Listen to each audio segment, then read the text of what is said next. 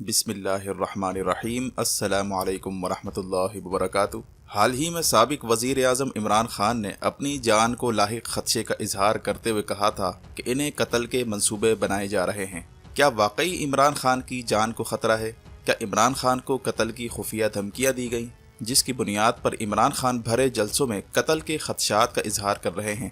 پاکستان کی تاریخ میں کئی اہم شخصیات ہیں جنہیں پراسرار طور پر موت کے گھاٹ اتارا گیا، جن کے قتل کا معاملہ آج تک ایک معمہ بنا ہوا ہے اور اب تک ان پر تفتیش میں کوئی پیش رفت نہ ہو سکی، اور ان کے قتل کو عالمی طاقتوں کے ساتھ جوڑا جاتا رہا ہے، جن میں لیاقت علی خان، حسین شہید سہروردی، ذوالفقار علی بھٹو، ضیاء الحق اور بے نظیر شامل ہیں۔ ان شخصیات میں سب سے پہلا نمبر لیاقت علی خان کا آتا ہے، جنہیں مبینہ طور پر امریکہ کی مخالفت کے بعد نشانہ بنایا گیا۔ اگرچہ ان کے قتل کا معاملہ ہمیشہ ہی دبا رہا اور اس پر کوئی تحقیقات نہ ہو سکی، لیکن عام و خواص اس بات پر یقین رکھتے ہیں کہ ان کے قتل کے پیچھے امریکہ کا ہاتھ تھا۔ آج ہم لیاقت علی خان کے قتل کا معاملہ ڈسکس کریں گے اور یہ جاننے کی کوشش کی جائے گی کہ لیاقت علی خان کے قتل کے کیا کیا محرکات تھے جو بعد میں خفیہ مراسلے میں سامنے آئے۔ لیاقت علی خان کے قتل سے پہلے امریکہ اور ان کے درمیان کیا پیغام رسانی ہوئی تھی، اور عمران خان اور لیاقت علی خان کا معاملہ کس حد تک مماثلت اختیار کر چکا ہے۔ لیاقت علی خان نے امریکہ کے کس مطالبے کے آگے ایبسلوٹلی ناٹ کہا تھا؟ لیاقت علی خان کو لگنے والی گولیاں امریکہ سے کیوں منگوائی گئی تھیں؟ مزید تفصیلات میں جانے سے پہلے اصلیت ٹی وی کو سبسکرائب کرتے ہوئے بیل آئیکن پر کلک کریں تاکہ ہر آنے والی ویڈیو کا نوٹیفیکیشن آپ کو بر وقت مل سکے۔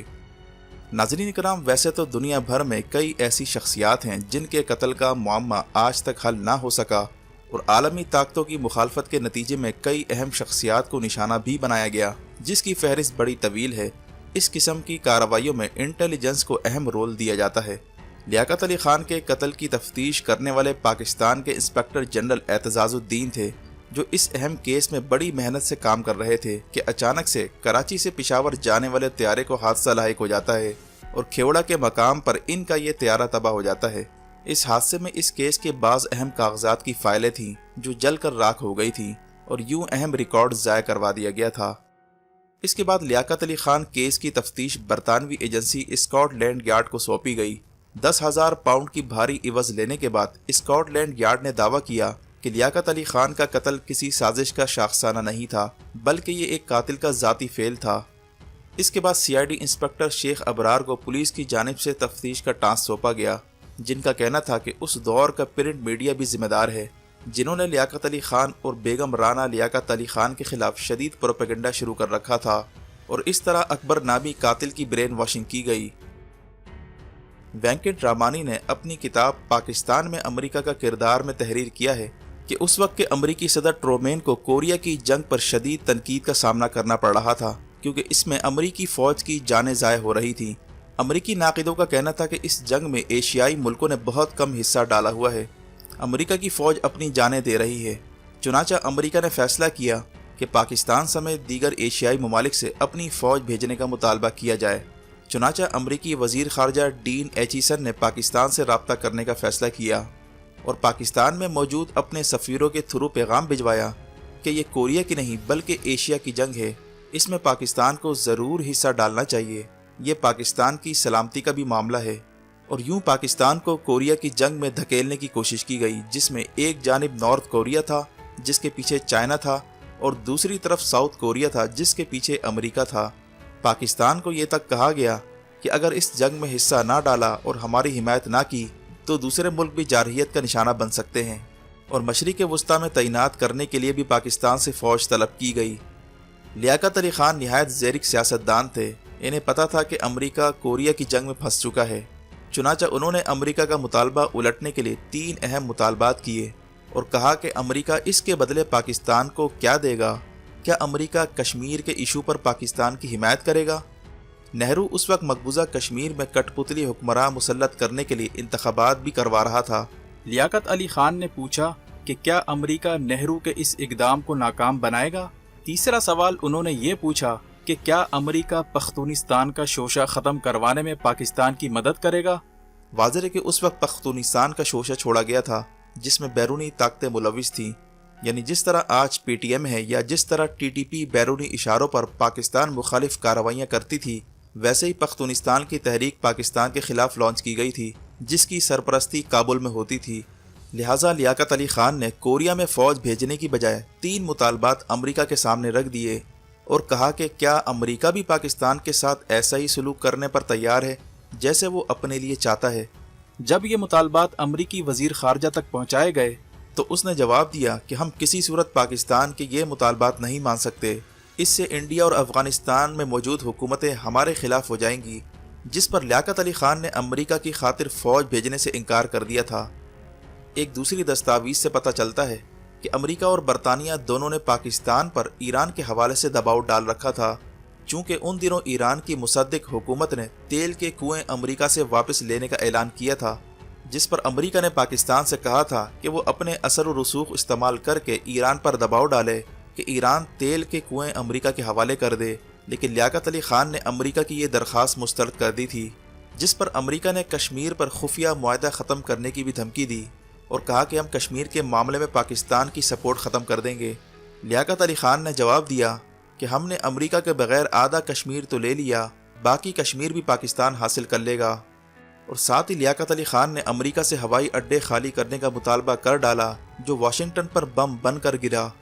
امریکہ کی اس وقت کی حکومت پاکستان کے ہوائی اڈوں سے روس کو فتح کرنے کے خواب دیکھ رہی تھی، لیکن لیاقت علی خان نے امریکہ سے اپنے اڈے واپس لے کر یہ خواب چکناچور کر دیا تھا۔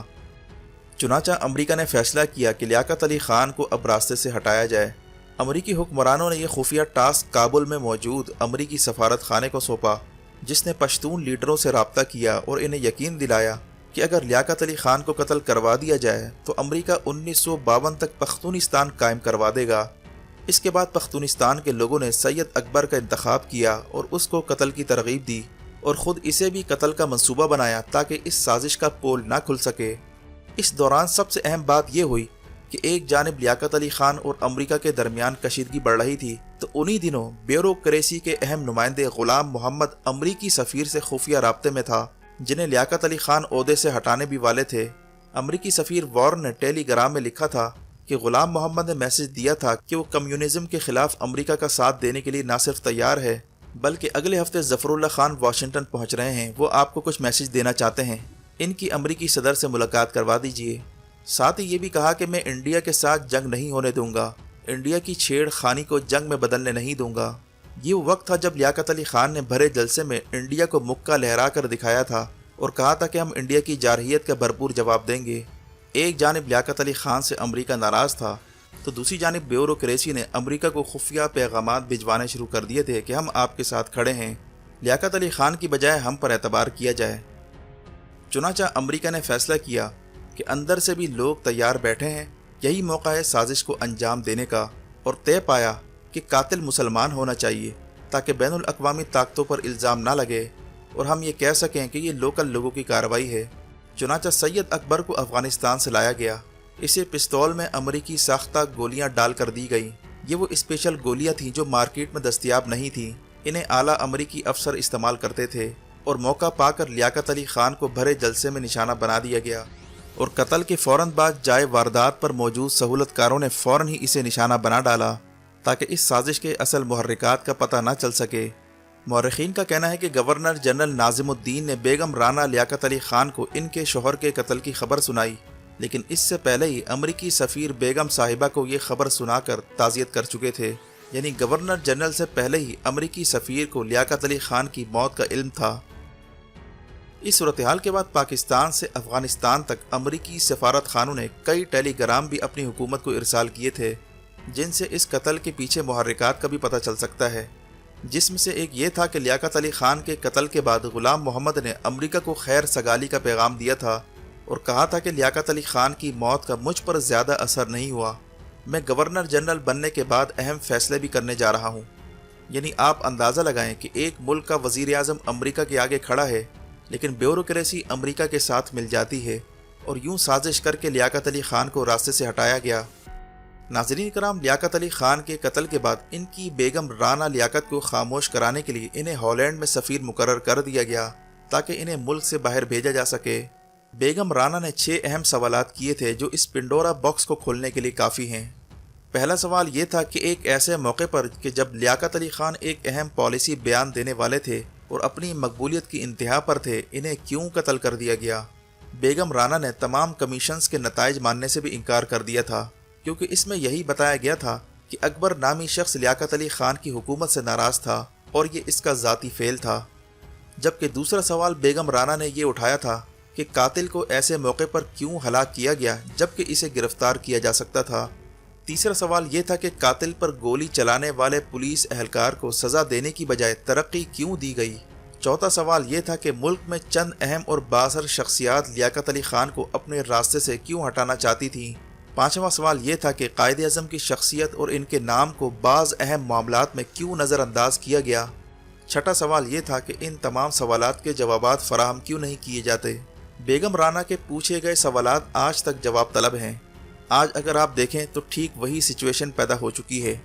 جس طرح لیاقت علی خان نے امریکہ سے اڈے خالی کروائے اور کوریا کی جنگ میں شمولیت پر ایبسولوٹلی ناٹ کہا اور انڈیا کو مکہ لہرا کر کہا تھا کہ پاکستان جارحیت کا جواب دینا جانتا ہے، یہی صورتحال آج کے دور سے کافی مماثلت رکھتی ہے۔